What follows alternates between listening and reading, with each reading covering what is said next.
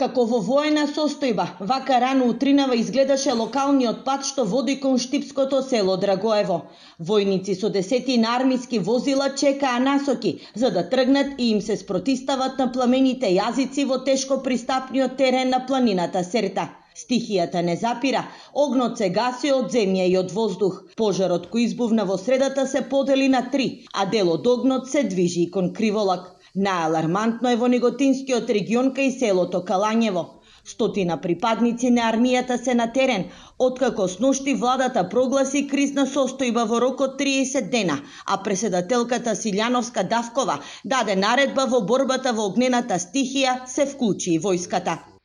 Рано утро започнаа механизмите на кризната состојба на терен покрај локалните пожарникари од локалните територијални противпожарни единици, како и дел од силите на национални шуми, подпомогнати со локално население, помагаат и 100 припадници на армијата, како и 30 припадници на македонската полиција.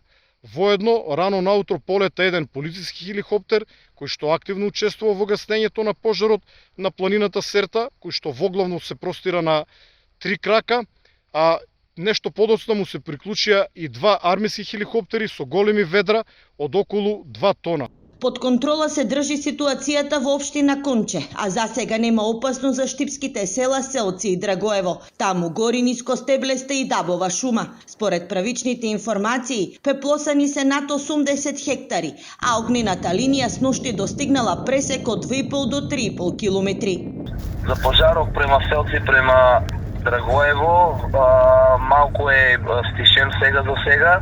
Ќе видиме во поподневните часови како ќе биде ситуацијата. Сега со една екипа сме упатени према Неготин. Од ЦУК информираат дека во последното деноноќе регистрирани се 21 пожар, а во моментот активни се само 7. Гори во општините Чашка, Новосело, Гевгелија.